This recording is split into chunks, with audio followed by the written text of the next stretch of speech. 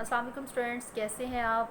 उम्मीद करती हूँ खैरियत से होंगे। मैं आपकी इस्लामियात की teacher miss Ayesha Javed, 7th class. आज का हमारा टॉपिक है रिसालत और इसके तकाज़े। तो चलें अपने टॉपिक का आगाज़ करते हैं। इंसानों तक पहुंचता है, ये जो सिलसिला है इसको रिसालत कहा जाता है।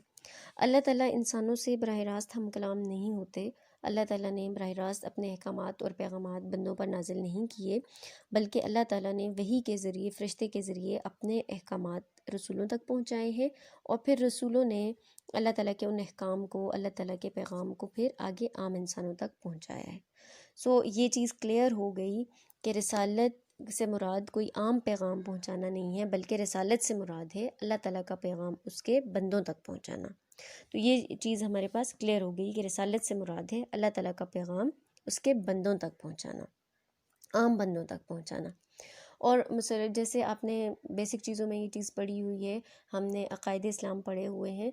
अकायद इस्लाम 7 हैं: अल्लाह ताला पर ईमान, फ़रिश्तों पर ईमान, किताबों पर ईमान, और चौथे नंबर पे आता है रसूलों पर ईमान। तो हम अकायद इस्लाम में जिन चीज़ों पर पुख्ता यकीन रखना ज़रूरी है, उनमें से एक चीज़ है रसूलों पर ईमान रखना, और इसी को रिसालत कहा जाता है, अक़ीदा रिसालत कहा जाता है। यानी यहाँ ये बात क्लियर हो गई कि रिसालत से मुराद है अल्लाह का पैगाम बंदों तक पहुँचाना, और अक़ीदा रिसालत यानी रिसालत पर यकीन रखना ये है कि हम अल्लाह ताला के भेजे हुए तमाम नबियों और रसूलों पर ईमान लाएं। क्लियर हो गई ये बात कि रिसालत से मुराद है अल्लाह का पैगाम बंदों तक पहुँचाना, और अक़ीदा रिसालत यानी रिसालत पर यकीन रखना ये है कि हम अल्लाह ताला के भेजे हुए तमाम रसूलों और नबियों पर ईमान लाएं। अब हम आते हैं अपने टॉपिक की तरफ। तो अब टॉपिक हमारा ये है, इस टॉपिक का मतलब ये है कि रिसालत पर यकीन जब हम करते हैं, रसूलों पर यकीन जब हम करते हैं, तो फिर उसके लिए किन किन बातों पर ईमान लाना ज़रूरी है, और फिर उसका तकाज़ा क्या है। तकाज़ा कहते हैं तलब या ज़रूरत को। यानी रसूलों पर ईमान रखने के लिए फिर हमें किन किन बातों पर यकीन रखना ज़रूरी है, और अपने अमल के ज़रिए किन किन चीज़ों को करने की फिर ज़रूरत है। जब हम रिसालत पर यकीन रखते हैं, जब हम रसूलों पर यकीन रखते हैं, तो फिर हमें किन चीज़ों पर हमारा ईमान लाना ज़रूरी है, किन किन बातों पर यकीन रखना ज़रूरी है, और अपने अमल के ज़रिए हमें क्या चीज़ करने की ज़रूरत है।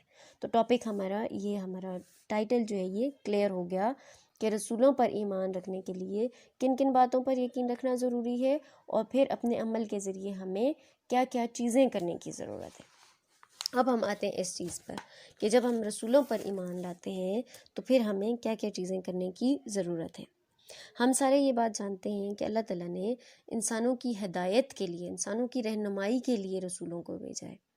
जितने भी अम्बिया आए हैं वो इंसानों की हिदायत और रहनुमाई के लिए आए हैं, और अल्लाह ताला ने तकरीबन 1,24,000 नबी और रसूल भेजे हैं। और इनमें पहले नबी जो हैं वो हज़रत आदम अलैहिस्सलाम हैं, और सबसे आखिरी नबी हज़रत मोहम्मद सल्लल्लाहु अलैहि वसल्लम हैं।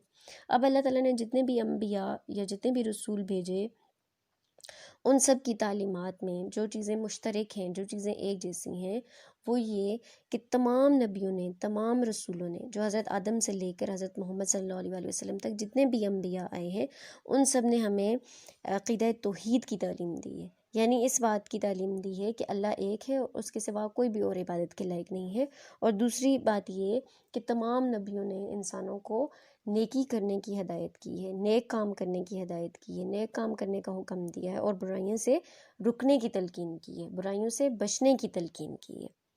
अब जब हम रसूलों पर ईमान लाते हैं, तो फिर हमें किन किन चीज़ों पर यकीन रखना, किन किन बातों पर ईमान लाना ज़रूरी है।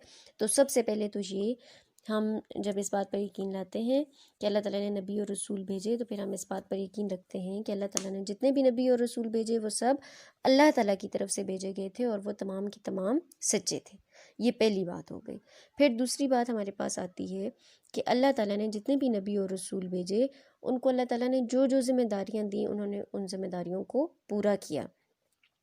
और तीसरी बात ये कि उन्होंने किस तरह अपनी ज़िम्मेदारियों को पूरा किया कि उन्होंने अपनी अपनी कौम को इस्लाम की दावत दी। तमाम नबियों और रसूलों ने अपनी अपनी कौम को इस्लाम की दावत दी है।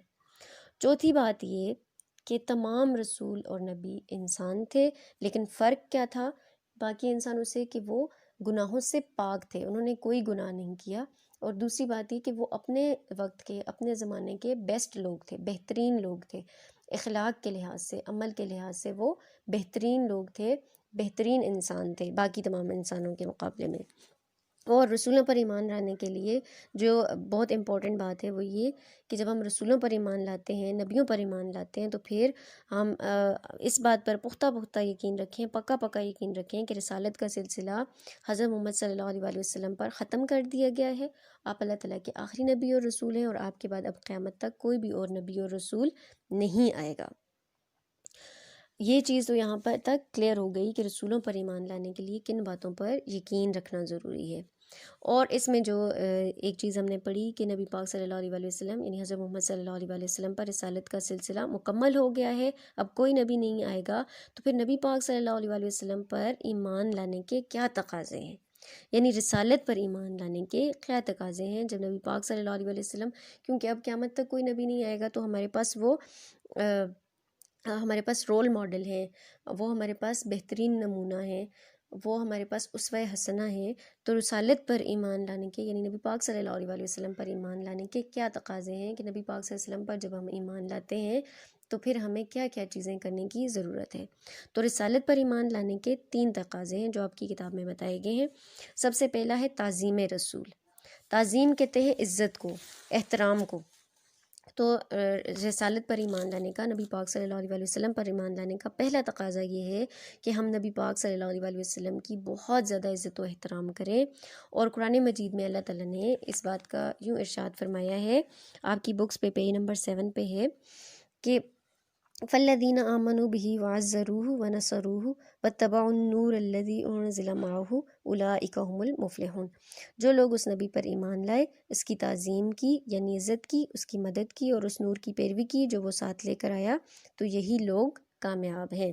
یعنی ایسے لوگ جو نبی پاک صلی اللہ علیہ وآلہ وسلم کی عزت و احترام کرتے ہیں، آپ صلی اللہ علیہ وسلم پر ایمان لاتے ہیں، وہ دنیا اور آخرت میں کامیاب ہوتے ہیں۔ اور ایسے لوگ جو نبی پاک صلی اللہ علیہ وآلہ وسلم کی نعوذ باللہ نافرمانی کرتے ہیں، آپ کی عزت و احترام نہیں کرتے، وہ دنیا میں بھی ناکام ہوتے ہیں اور وہ آخرت میں بھی ناکام ہوتے ہیں۔ اس کے بعد جو ہمارے پاس دوسری چیز آتی ہے رسالت پر ایمان لانے کے تقاضوں میں، وہ ہے حب رسول۔ حب رسول سے مراد ہے نبی پاک صلی اللہ علیہ وآلہ وسلم سے محبت کرنا۔ حب رسول سے مراد ہے نبی پاک صلی اللہ علیہ وآلہ وسلم سے محبت کرنا، لیکن یہ محبت کرنا کوئی عام محبت کرنا نہیں ہے، بلکہ حب رسول سے مراد ہے کہ نبی پاک صلی اللہ علیہ وآلہ وسلم کے ساتھ دنیا کی ہر چیز سے بڑھ کر محبت کی جائے، دنیا کی ہر ایک رشتے سے بڑھ کر آپ صلی اللہ علیہ وآلہ وسلم کے ساتھ محبت کی جائے، تو ہی ہم رسالت کے تقاضوں کو پورا کریں گے۔ اور اللہ تعالیٰ نے، نبی پاک صلی اللہ علیہ وآلہ وسلم نے خود حدیث میں بیان فرمایا ہے، آپ کی بکس پہ پیج نمبر 8 پہ حدیث ہے، لا یؤمن احدکم حتی اکون احب الیہ من والدہ وولدہ والناس اجمعین۔ ترجمہ ہے، تم میں سے کوئی بھی شخص اس وقت تک مومن نہیں بن سکتا جب تک وہ مجھ سے اپنے والدین، اپنی اولاد اور تمام لوگوں سے زیادہ محبت نہ کرے۔ یعنی اس وقت تک ہم مکمل ایمان والے ہو ہی نہیں سکتے جب تک ہم نبی پاک صلی اللہ علیہ وآلہ وسلم سے، اپنے والدین سے زیادہ، اپنے اولاد سے زیادہ اور تمام رشتوں سے زیادہ، دنیا کی ہر ایک چیز سے زیادہ جب ہم آپ سے محبت جب تک نہ کریں۔